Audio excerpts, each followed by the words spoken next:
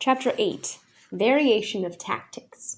Sun Tzu said, "In war, the general receives his commands from the sovereign, collects his army, and concentrates his forces. When in difficult country, do not encamp.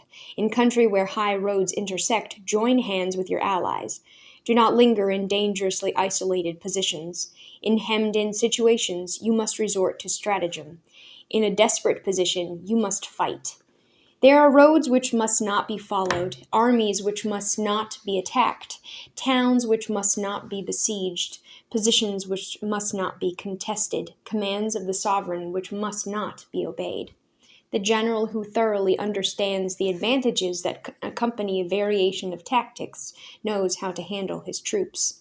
The general who does not understand these may be well acquainted with the configuration of the country, yet he will not be able to turn his knowledge to practical account.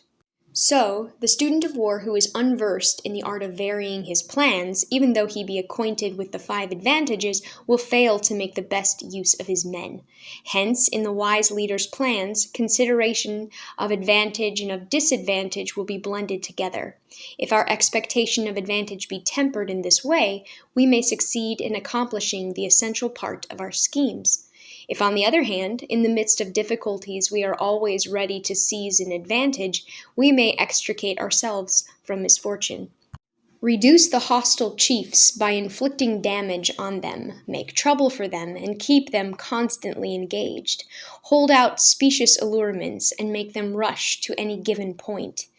The art of war teaches us to rely not on the likelihood of the enemy's not coming, but on our own readiness to receive him. Not on the chance of his not attacking, but rather on the fact that we have made our position unassailable.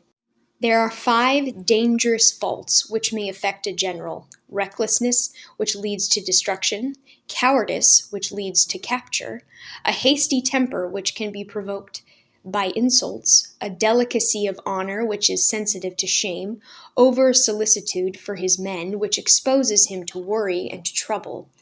These are the 5 besetting sins of a general, ruinous to the conduct of war. When an army is overthrown and its leader slain, the cause will surely be found among these 5 dangerous faults. Let them be a subject of meditation.